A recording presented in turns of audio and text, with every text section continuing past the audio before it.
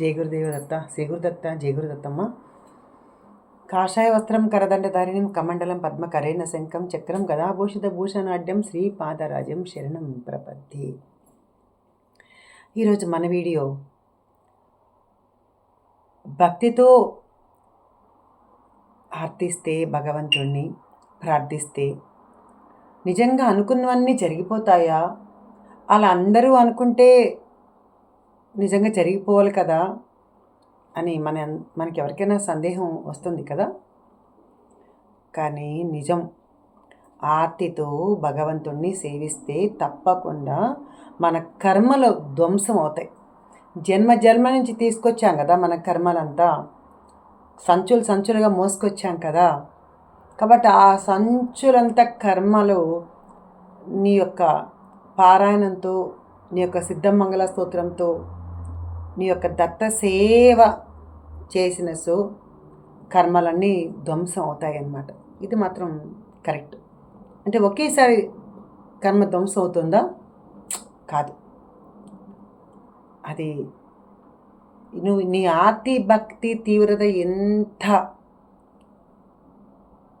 వేదనగా ఉంటాయో అప్పుడు స్వామి కరుణిస్తారు. గజేంద్ర మోక్షంలో గజేంద్రుడు కదా స్వామిని ఆర్తితో ఘీంకారం చేసి పిలిస్తే పరిగణ వచ్చాడు విష్ణుమూర్తి. మన ప్రార్థన కూడా అలాగే ఉండాలి. నేను రోజు కూడా చెప్తూ ఉంటాను, నిజంగా ఆర్తితో చేస్తే మన కోరికలు తీరుతాయా అని అడుగుతూ ఉంటారు.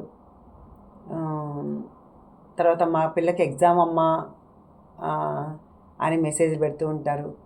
మీరు ఆర్తితో చదివి చూడండి, అప్పుడు కాకుంటే అప్పుడు చూద్దాం. ఏం చూద్దాం అంటారా? ఇంకా ప్రయత్నం చేద్దాం.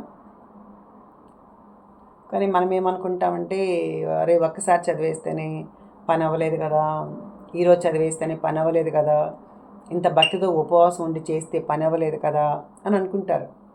మిమ్మల్ని ఉపవాసం అని ఎవరు చెప్పారు? నువ్వు ఆత్మారాముని సంతోషపెట్టు, లోపల ఎంతో కొంత తిను. నిన్న ఒక అమ్మాయి కామెంట్ పెట్టిందమ్మా, తెల్లవారుజామున స్నానం చేసి చదవచ్చా అంది. అది కూడా క్వశ్చనే. నిజమే, స్నానం చేసి చదివి తప్పేముంది? 3ంటికి లేదు, నీకు ఆరోగ్యం సహకరించేలా బ్రష్ చేసుకొని కూర్చో, తప్పేం కాదు కదా. లేదు, మనసులో చదువుకుంటూ అలా ధ్యానంలోకి వెళ్ళు. ఇవన్నీ భక్తి అనేది మనము ఒకరు చెప్తే వచ్చేది కాదమ్మా. ఎవరంతటికి వాళ్ళకే మునిగి తేలాలి తప్ప మనము ఎంత చెప్పినా ఒక్కొక్క రూట్ ఒక్కొక్క ఉంటుందన్నమాట. ఇప్పుడు నేనుండాను, స్నానం కూడా అధిగమించాను. నిజానికి తెల్లవారుజామున స్నానం చేయాలని, అరే కూర్చోవాలని ఒకప్పుడు ఉండేది. మనకు ఫస్ట్ భక్తి మొదట్లో ఇవన్నీ అనిపిస్తాయి, భయంగా అనిపిస్తాయి. భగవంతుని దగ్గర అలా చదువుకుంటే మనల్ని కోపిస్తాడేమో, మనం శిక్షిస్తాడేమో, మన పనులు అవ్వవేమో, ఇలా ఎన్నో ఉంటాయి. అంతా ఉన్నదంతా భగవంతుడే కదా, అంతటా ఉన్నది ఆయనే కదా అనుకునే స్థాయికి వస్తే అలా చెయ్యొచ్చు. కానీ ఆ స్థాయికి నువ్వు రావాలంటే ఇవన్నీ కూడా చేసుకొని తెలియాలన్నమాట. ఇవన్నీ చేయాలి. తప్పుడు ఆటోమేటిక్గా నీ మనసుతోనే స్నానం చేస్తావు, నీ మనసుతోనే స్నానం చేస్తావు, నీ మనసుతోనే భావన చేసి చదువుతావు. కానీ ఒక్క విషయం గుర్తుపెట్టుకోండి, ఒక పని అవ్వాలంటే మనం చక్కగా స్నానం చేసి అక్కడంతా స్వామి దగ్గర అంతా రెడీ చేసుకొని అప్పుడు కదా మనం కూర్చొని చేసుకుంటాం ఏదైనా. అప్పుడు చేస్తే మనకు ఒక పాజిటివ్ ఎనర్జీస్ వస్తాయి. అక్కడ ఒక ఏదో తెలియని ఒక అద్భుత శక్తి ఉన్నట్లు మనకు అనిపిస్తుంది. అప్పుడు మనం ఆర్తితో చేస్తే అన్నీ మంచిగా జరుగుతాయి, పాజిటివ్ జరుగుతాయి. అక్కడ కూర్చొని తెల్లవారుజామున వేకువజామున లేచి ధ్యానం చేసుకోండి. అలాగే మీకు నచ్చిన పాటలు వినండి. మీ మనసు ప్రశాంతత ఉంటే 24 గంటలు ప్రశాంతంగానే ఉంటుంది. అప్పుడు ప్రశాంతత అయితే నిద్ర లేగానే నువ్వు టెన్షన్తో ఉంటే ఆ రోజంతా టెన్షన్గానే ఉంటుంది. మళ్ళీ పైగా మనం నిందేస్తాం, ఈరోజు ఎవరి ముఖం చూసాము అందుకే నేను ఇంత టెన్షన్గా ఉన్నా, ఈరోజు ఎవరి ముఖం చూసాము, ఈరోజు అంతా నేను అంటే అపశకునం మాటలే విన్నాను, అపశకునంగానే ఉంది జీవితం అంతా అనుకుంటా. ఎవరు ఎదురొచ్చినా నీకు నష్టమేమి లేదు. కానీ నువ్వు ఎలా అక్కడ బిహేవ్ చేస్తున్నావో నిద్ర లేవగానే ఆలోచిస్తావు. ఈరోజు వాళ్ళ గురించో వీళ్ళ గురించి ఇంకొకరి గురించో ఆలోచిస్తావు నెగిటివ్గా. కాబట్టి నీ మనసంతా నెగిటివ్ మైండ్తో నిండిపోయి ఉంటుంది. కాబట్టి అలా చేయొద్దండి. నీ మనసు ఎప్పుడు ప్రశాంతంగా కళ్ళు మూసుకొని, నేనైతే అలా చేస్తాను. నిద్ర లేవగానే కళ్ళు మూసేసుకొని అట్లాగే మెలకు వచ్చినప్పుడే సిద్ధమంగళ సూత్రం, అలాగే దత్తస్తవం, ఇంకా దత్తుడి యొక్క ఆయన యొక్క లీలలు అవి స్మరించుకుంటూ ఒక పావుగంట దాకా అలాగే కళ్ళు మూసుకొని ఉంటాను. అప్పుడు మళ్ళీ నిద్రలేస్తాను అన్నమాట.